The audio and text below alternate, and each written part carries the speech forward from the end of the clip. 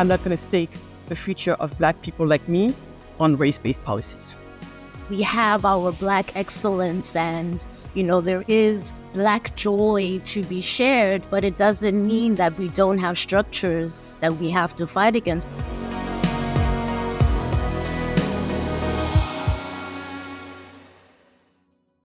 Welcome to Doha Debates, where we explore an urgent issue from various sides and try to find some common ground. Get ready for a conversation that is well-informed, spirited, civil, and respectful. Hey there, I'm Joshua Johnson, and I will be your moderator for this debate. And today we're talking about the global policies that factor in race to try and make the world more equitable. Are policies like that necessary? Racism does contribute to inequality in the world. We know that, especially against Black people. Consider a recent survey that showed that the average white Brazilian earned at least 74% more than Black Brazilians. The average Black American household has just about 6% of the wealth of the average white American household. In South Africa, that share is 5% for Blacks. Now, to address this, dozens of countries have implemented various kinds of affirmative action, policies that will factor race into school admissions or workplace hiring. Some critics advocate a more colorblind approach instead. One critic, named Coleman Hughes, argues for focusing on economic class or regional background and more or less ignoring race in policy and in life. So how much can race-conscious policies actually achieve? Are they doing more to advance equality or to impede it? Today's guests focus on how parts of Africa are answering these questions, addressing historic traumas, and trying to improve the future. Joining us in Washington is Thandiwe Ntshinga. She is a researcher at the Center for the Study of Race, Gender, and Class at the University of Johannesburg. She's also the author of a book about social media and racism in South Africa. Thandiwe Ntshinga, welcome to the debate. Good to have you with us. Thank you. It's great to be here. Joining us in Austin, Texas is Magatte Wade. She is a Senegalese entrepreneur and prosperity activist. She is the author of The Heart of a Cheetah, How We Have Been Lied to About African Poverty and What That Means for Human Flourishing. Magatte Wade, welcome. Good to have you with us. Thanks for having me. Glad to be here. Later, we will include our global listeners with their own perspectives and questions. As always, I have two ground rules. First, no personal attacks. We're here to pick apart the issue, not each other. And second, every question needs a direct answer. It's totally fine to think out loud. I don't know can be a perfectly acceptable answer. But please don't pivot to another topic until you've addressed the question at hand. And please, my very biggest pet peeve, don't answer a question with a question. With all that laid out, Magatte, if I may start with you, and the nature of race-based policies. What is your take on whether race-based or race-focused policies are necessary to improve equity in the world? My general point on this, Joshua, is that I am not sure as to how much it does. If anything, I actually think it backfires and it is counterproductive. It doesn't mean that I'm not saying that racism doesn't exist. But I'm just not sure, like Coleman Hughes, that race-based policies actually do much. We have seen them be unproductive and oftentimes actually really breed negative outcomes. Again, I will just open with that. This is where I'm coming from. I'm sure we'll get a chance to unpack, but on as a whole, that's my position. I'm not going to stake the future of Black people like me on race-based policies. Thandiwe, what about you? How do you see it? I do believe that it is necessary to have policies that address groups that have been historically marginalized, that have historically been disadvantaged structurally. So I do agree that one of those aspects include race and race-based policies for a more equitable society. Thandiwe, you've argued that programs like affirmative action programs, and different people define affirmative action in a variety of ways, but you've argued that these kinds of programs are necessary in South Africa and elsewhere. And you said that you have a problem with this idea of merit, of the word merit, that there's an issue there. What is that issue? The idea that the people that are that these policies, so that Black people are given kind of a college admission solely on the idea of being Black, as if they haven't worked hard, as if they haven't put their own work, that you're literally, just a diversity entry. I don't think that's fair. These are also people who work just as hard. In actual fact, I would say that the opposite is true, whereas we see that whiteness has allowed for people to gain entry solely. Mediocrity becomes a way in which entry is based on race. White people can be mediocre, when as Black people, I know plenty of Black people who are raised to be like, you know what, we have to work twice as hard to get in. So I don't see how when suddenly it applies to Black people, there's absolutely no merit. Magatte, you've argued that Africans should cast aside what you call, quote, imposed inferiority to reclaim their innate brilliance, unquote. What do you mean by that? I know, Joshua, that you said that to answer your question, and I will answer that question, but I just wanted to go back to something that Thandiwe just said. When she said, some Black people are working as hard, if not more harder than, in some cases, white people, yet you don't see the outcome happening for them. I agree with her that does happen. Now, should that be a reason for us then to blame merit and to reconsider the concept of merit? I think that's a very dangerous, slippery slope to say, oh, some people are working harder, yet they're not getting there, and they're putting it on the name of merit, therefore I'm going to attack the concept of merit. I think it's very dangerous. We should not attack the concept of merit, because I believe merit is as universal as it goes. I don't care which skin color you are. I don't care where you come from. This is one measure that we should not be messing with at a great expense. So many of us Black people always invoking whiteness this, whiteness that, white people this, white people that, white people don't want us, white people won't let us, white. And I'm just sitting there and thinking to myself, my grandma, Joshua, before I left, I was raised in a typical, most as traditional as they go, traditional African village by my grandma, when my parents had to emigrate to Europe in search for a better job so that they can feed us back home. So one of the things that my grandma told me when it was about time for me to go to Europe, to be reunited with my parents a few years later, after the immigration journey has worked, my grandma said to me, she said, baby, listen to me, and you listen to me very well. And she said, you're going to go to this place where most people don't look like you, and where most people will not speak the same language as you do, and where kids there are going to school, something that you have not done despite your age.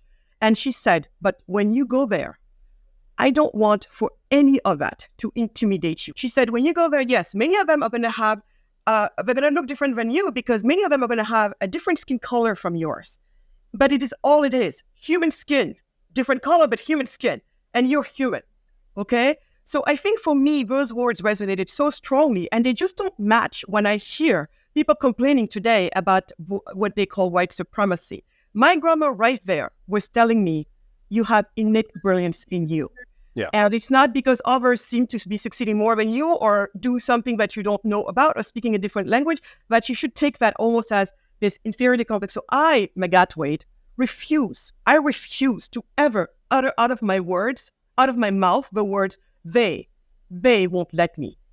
They won't let me. Racism might stand in my way, but it will never, ever stop me from heading where I need to head to. And I think our ancestors have been proving that day in and day out. So yeah. I am willing to look at it. That's how I look at it.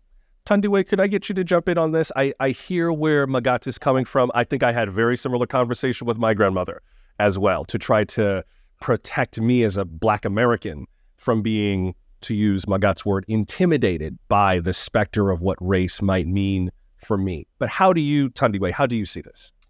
But what it sounds like to me is kind of the things that we talk about, that we need to, we have our Black excellence and, there is Black joy to be shared, but it doesn't mean that we don't have structures that we have to fight against. So even this idea of don't be intimidated, to talk about these things and to challenge the status quo is exactly that, to not be intimidated. My background is also in social anthropology, so I look at society, I look at people, I look at humankind and how white people historically and today are really the center of racism. Particularly in anthropology, there's always a look at the other. Let's look at the oppressed as opposed to the oppressor. So I look at the oppressor. And in terms of this, I would say that the backlash is that whites' comfort is being disturbed. So for there to be what I call whitelash, just kind of white backlash to any type of addressing in injustices that have happened, there will be a big outcry. This is unfair. This is wrong. And again, talking about meritocracy, these people don't deserve these spots. These are our spots.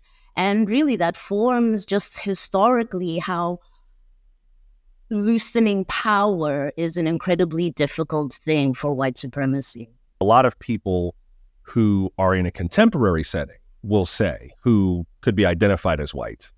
And that definition also shifts depending on where you are in the world, right? Because there's many different views. Many people would say, I understand the need for this, but I'm not the problem. I'm not a racist. I don't understand why I have to be roped into this as if I personally did something to be a part of this problem. I would have no problem hiring a person of color or admitting a person of color to university because I just don't see it that way, and I'm not sure why I even need to be included in programs like this, affirmative action or other race-conscious programs or otherwise. I may be white, but I'm not part of the problem. How do you respond to that? How do you address that? Well, that also, again, just really falls very squarely into theories on white identity, which is that we're allowed to be individualistic. Racism is over there. It's never me. Which also, again, doesn't apply to any other racial group that's being researched. Black people are Black. Indian people are Indian. I'm talking the South African context. Colored people are colored. Suddenly, when it comes to white people, it's like, no, but I'm an individual. This doesn't apply to me. So for me, it's just even textbook of white defenses. I want to clarify, again, before I go back to Magatte, you use, I know that different people in different parts of the world who may hear this will use the word colored very differently. In the United States, it's an archaic term for Black people. So for you as someone from Africa, what do you mean when you say colored? South Africa. So South Africa does have a racial category, which, if we're going to talk about kind of the social construction of race, colored will be something that was made in 1948 for people of like mixed race descent. So that, maybe kind of Creole would be a word to describe them, or mixed race. But, it's not first generation where you have a white parent and a Black parent. It's kind of historically. So that group of people are called colored people in South Africa. Magatte, what about that? I mean, I hear you in terms of Magatte not being intimidated by the specter of racism. I do also hear the counter argument that Thandiwe, I think, is trying to make in terms of the need for people to be included in the situation, to view that they are part of and connected to this legacy that they now have to help consciously unpack and consciously dismantle. And it's not good enough to say, but I'm a nice person. Is there room for that, for people to both believe in merit and be conscious of the legacy of race? I mean, of course. Yeah, to be both conscious of a concept of merit, and again, I will keep defending merit and meritocracy, as well as saying, did things happen in the past that we were not right? Absolutely. But right there, Joshua, I want to stop for a second. I really believe that we Black people would do ourselves a huge favor if we just were willing to also look at the whole world and look at the whole history of what I call humanity. Okay? So when it comes to that, slavery is truly a human history. It's something that we all share. I don't actually know of any society that in the past has not been enslaved at some point. The history of man has been to enslave one another. I really think that part of the history, we need to have it right. What good is it going to do me to go and try to make Black people, white people feel discomfort? Why? Because supposedly I have felt discomfort or my ancestors have felt discomfort. What good is it going to do me to try and be like, slap for slap, you take it now? So that maybe 100 years from now, their children will be like, oh, you've been slapping us for the past 100 years, so now it's going to be our turn. Because guess what? This is just what is going to happen. It's just going to be this infinite, vicious cycle of hate and violence against each other. So my point is, what good is it going to do us to be like tit for tat? What is that going to do? Well, I do wonder, Magatte, also with regard to what you describe as kind of a cycle, right? That the recrimination will keep coming back, that it could yield violence and so on. And there have been violent backlashes towards all kinds of efforts to enfranchise, disenfranchise people. That is well known. I have heard versions of this argument in a lot of different places, in a lot of different parts of the world. And advocates for programs like this, it always comes back to why they, and I'm not trying to put words in Thandiwe's mouth. Thandiwe, if you disagree with this, I will give you a moment to say so. But I've heard a number of advocates say, I don't care what your feelings are. This is a historical wrong. It needs to be righted. I'm sorry this makes you uncomfortable, but so did racism. And you are feeling a fraction of what people have actually felt, inflicted upon them in material ways. Your feelings just have to wait for a little while so we can solve this problem, and then we can all feel good about the solution. How would you respond to that? The truth is, Joshua, I don't really care about your feelings. I really don't care. I don't care that as a white person, you're going to say, oh my God, I didn't do anything wrong to you. I was the innocent one. I don't know what my ancestors have done to you, and blah, blah, blah. I'm one of the good people. I sincerely don't care about any of that. Do you know what I care about?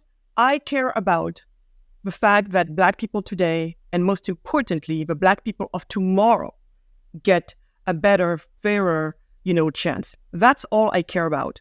What happened in the past, there's nothing that I can do about it. But my future, you betcha that there's everything that I can and have to do about. Life is not a zero-sum game. I'm all about making the pie bigger. I'm going to make my piece of a pie that I want, and that's it. I'm not interested in anything that people have gotten, whether they got it in an ill way found. It's not good if they got it in an ill way found. If they got it legitimately, whatever that is, where I'm coming from, I think it's much better, at least for me, to just be building a bigger pie. So this idea that the pie is fixed and therefore we have to fight for it, not for me. And so when you talk about the power, they have to let it go. I don't care. Keep your power, because I'm going to build much more, because that's how confident I am in myself. Thandiwe, what about that? The possibility that even if these programs do work, that the backlash could be very real and could create new setbacks. Many different movements for enfranchisement and equality and equity have been met with a very intense clapback. Sometimes that creates a new set of problems just by virtue of the backlash. What about that aspect of race-conscious affirmative action and race-based programs? I mean, for me, though, that is kind of what we talk about the work, right? You're still kind of continuing dealing with the backlash. There will be that, because I don't think anyone lets go of power just so easily, especially if you worked for like centuries and generations to engineer it to a point that we are here discussing this thing between ourselves, right? So I don't think it's something to run away from. I think that in itself also kind of goes back to this like kind of Black excellence, that we are doing all of this even though the stakes are so high. So I kind of don't really understand the tit for tat. I don't understand why affirmative actions and policies that address historical injustices that still continue with that still lead to marginalization is seen as tit for tat, though. So I will be honest, I'm kind of lost in that. I do wonder, and Thandiwe, I'm going to come right back to you in a second. I do wonder, Magatte, though, how you deal with things that are zero-sum. For example, political power. There are only so many seats in parliament, right? There are only so many votes to go around. There are only so many districts that are created. And if you want to, for example, change at-large voting districts to regional districts, which is one of the big fights in many parts of the world to try to enfranchise, disenfranchise peoples, You have to get into the system as it exists, with the structural flaws and barriers as they exist. So I hear you in terms of making the pie bigger, Magatte, in some places. But in other parts of society, the ingredients are limited by design and there is no bigger pie. You have to change it or you're stuck. I'm so glad you brought that up, Joshua. And that premise that you seem to have accepted based on how you stated your question is simply a premise that I don't share. I don't share this idea that political power necessarily follows economic power, which for me is the most important one, economic power. And I'll give you examples for that. Right now, whether you're looking at the U.S. Congress or you're looking at the mayors of the four most populous, and biggest cities in America, who are the mayors? Black mayors. So I'm not sure, but I buy into this idea that political power equals economic power. And if you have to ask me which one matters the most, I still will stand with economic power. That's the question that you can have for me next. But I'm just not accepting that premise of yours. And therefore, I go back to what I said. The pie can be grown, and it can be grown to suit us. Thandiwe, let me let you jump back in. I know you've got a couple of things that you'd like to address. Firstly, I do agree that political power is not the same as economic power. That's something that's, you'll talk about kind of a generational divide within South Africa, where it's like, yes, our political rights have happened, but now there's kind of like economic freedom that is not there for us as Black people. So I'm not disputing that kind of there's that this thing is not holistic, that you have political freedom means you have economic freedom. That's not a point of contention on my end. Well, I think also, yes, this was the point I wanted to make. It's just like the invisibility of whiteness. We cannot ignore that. To be like, oh, I don't care, doesn't mean that I don't care about the structures that disadvantage other people. There's a lot of individualism in that, and individualism is kind of a very Western idea of just like, well, this is me, I'm going to do it. Let's forget about other people that are suffering and the reasons why they're suffering. Because I could make it one man, then it means everyone can make it. And I think it's dangerous to be like that. And I remember as well, kind of as a younger middle class person, it's just kind of like, well, racism is not so bad. I go to school with white people. And then you grow up and you're just like, it is bad.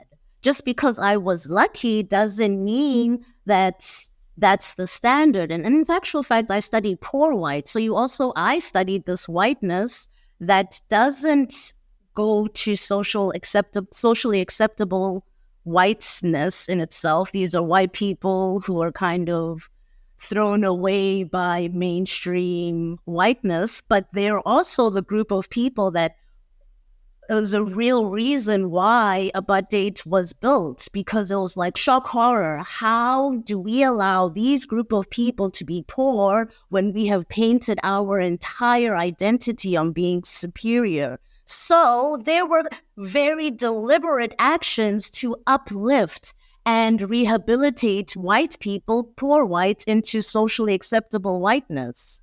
So I don't see why now it becomes a problem when we're trying to uplift, we're trying to get equitability, we're trying to not constantly be disenfranchised. I can't see how that is problematic. There's so much into this that we could dig into, but we've got two people who've been listening to the whole conversation. They may ask some of these questions as well. Let me start with Mariam Rakik, who is a finance master student at the Université Paris Dauphine from Tunisia. Also, we have Ruben Sapitulu, who is a sociology student at the University of Zambia in Lusaka. Mariam Rakik, let me start with you. What's on your mind? Thank you so much, Joshua. So I really appreciated listening to the both of you, and I really understand like the background of everyone and how you may disagree, let's say, on some points. But actually my question, and that what popped in my mind when hearing about South Africa, the experience of South Africa and all. And so I want to ask Thandiwe about your opinion on the quotas. We know that quotas have been a contentious issue in South Africa, and they have been implemented in many sectors to ensure the diversity between Black people and white people in several sectors, as I said, to actually implement inclusion. So I want to ask you actually your opinion about them, and do you think are they efficient? And don't you think that in some companies or in some specific sectors they are set only to address racial inequality just in a surface? No, you're right. I can't disagree with what you're saying. It becomes kind of like that face almost to be like, okay, we've done our work when no real work is done. And then also you have these people who do complain that like you get into this job and there's not much, you don't have any real power. There's not much you can do. So also at the same time, these things aren't going to work overnight. I think there's a bit of an impatience. I think even here in the States with the overruling of affirmative action by the Supreme Court, I don't know how long affirmative action has been around for it to be like, well, no, we're done with it. I think that, things should be allowed to you should be allowed to work on your kinks. There was also, I think Magatte had mentioned kind of like these kinks, and what's policy and practice are not necessarily always the same, but I do believe that all of this is a work in progress. We are trying to socially engineer an more equitability. Ruben Sapetulu, let me get to you and your question. What's on your mind? Thank you so much. A question that was pretty much speaking to individual needs, because I do know that challenges at a society level may differ. Sometimes I know we are talking about color blindness, but sometimes it could be between genders. Sometimes it could be between several other factors. So what I wanted to just understand is, how do we make society just and responsive to individual needs, if not through targeted measures? And when I mean targeted measures, I'm not explicitly pointing to just color blindness, but of course targeted measures in general. Look, I don't think when you say to make the world more fair, more just, first of all human beings, the 8 billion people on this earth, I believe that as a whole, most of us, minus 1% of us psychopaths, would want us to live happy, healthy, productive lives, caring for ourselves and our families and pursuing, that which makes us happy. Now, how does that get done? Last time I checked, for me, it's that human flourishing happens through having, through prosperity. And so how do you build prosperity? You have to focus on, economic freedom. And here, economic freedom, not to be confused with financial freedom. Financial freedom is what happens after you have economic freedom. Economic freedom just means a sane business climate so your entrepreneurs can enterprise. So for me, really, that's where it's at. It's like make sure that people have jobs and or create companies and or are the recipients of the jobs from these companies, from which income they get to go and build the lives that they want to build, get to have a protection that they need to have. And then from there, it's everybody's chance to just build the life that they want to build. I don't think what a good life is for you, Ruben, is up to some policies and the state or government to decide what it is, because what is good for you might be very different from what's good for me. What I believe in is give people the economic independence to make those choices to live and lead the type of lives that they want. For that to happen, I don't believe race-based policies are necessary. That's all I was trying to say. Thandiwe, how would you respond to Ruben's question for you? I heard Ruben talk about targeted policies and whatnot. I think personally, I've been the reciprocant of that. As I'm a poultry farmer, I was able to get funded as a younger Black woman.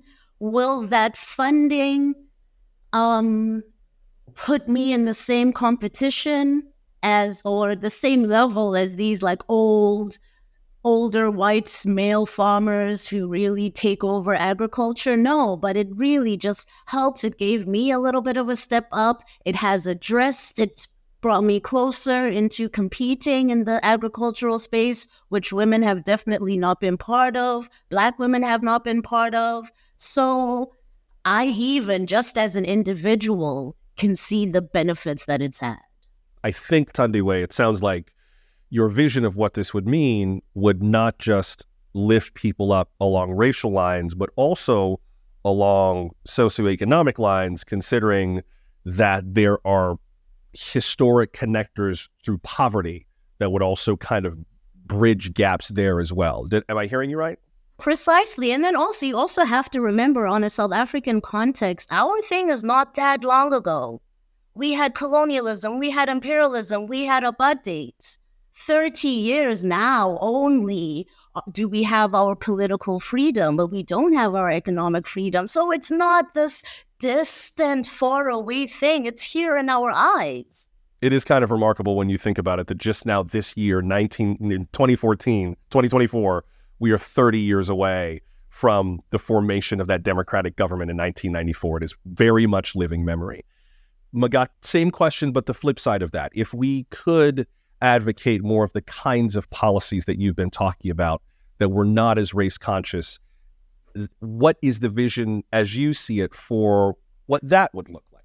The vision that I see is people engaging more in a culture of prosperity rather than a culture of poverty. The example that I will give there is something that I have seen with my own eyes in South Africa. I go there often. I just came back, and on all of my drives, I was talking, most of the time my Uber drivers were Black African immigrants, meaning they're not South African Black natives. So in this case, countless stories, Black immigrants making it, starting from a journey of nothing to a journey of a lot.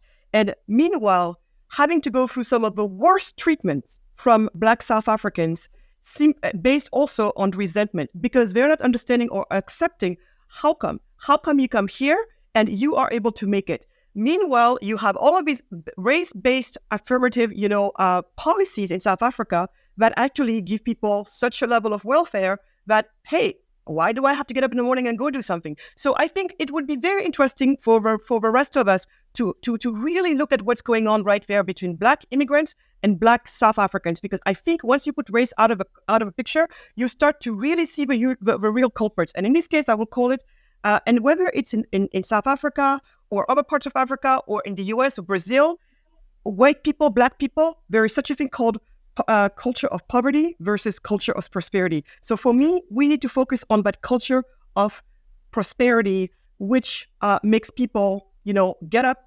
But people are doing things from themselves. I think these race-based policies are doing the opposite. Why are they not doing but it right now? now? But they are. You make it seem like people just sit like this. Everyone, even when we talk about these things, we still do our work. We still have to get up. We still have to work hard. Everybody. Thandiwe, before we have to wrap up, I did want to ask you, I forgot to ask you this earlier. How do you believe that these kinds of race-conscious programs might affect racism in Africa in a broader sense? Do we expect these programs to make places less racist, or do we expect them to just be a different kind of a benefit to society while you work on the deeper ideological issues of racism in a different way? How do those two things, as you see it, Thandiwe, how do those two things intersect? So definitely no, I don't think it's going to make it less racist, but definitely a little bit more fair. I think it would probably, as we're seeing, I think we're seeing a lot of expression of kind of racist views. I think it's making white people express their racism because they're feeling threatened. So is it going to remove racism? No, it's not, but it is going to allow for more fairness, where just because white people being threatened doesn't mean that there's so much action that can come behind it that's detrimental to overall kind of progression. We spent this debate talking about the areas where the two of you disagree, where you see things differently, and I'm very grateful that you laid out your views so clearly and so passionately. We always like to end with areas of common ground, an agreement. Magatte, let me start with you. Where do you see areas where you and Thandiwe more or less see eye to eye on this, despite all the differences? I think that Thandiwe is rightfully outraged by the injustices of the past. Absolutely. And I feel the same way she does about it, for sure. And I also think we see, I think she would like to see a world in which there is less racism. Same with me. And in my case, I actually believe we can get to a place where 80% of racism as we know it can go poof in the air if we go for prosperity building. That's what I believe. So those are the places where I feel that both Thandiwe and I are on the same page, at least from where I'm seeing it. Maybe I'm mistaken, but that's where I see us, having some agreements. And Thandiwe, before we go, where do you see areas of common ground between you and Magatte? I mean, definitely the whole kind of like Black excellence, African pride. I'm all about that. We don't need to be intimidated, I'm all about kind of erasing the inferiority complex. I also do agree what you're saying. South Africa, and it's not a secret, South Africa is, we call it xenophobic, but it is specifically Afrophobic. There is a lot of Black South Africans being very unaccepting of what we call Black African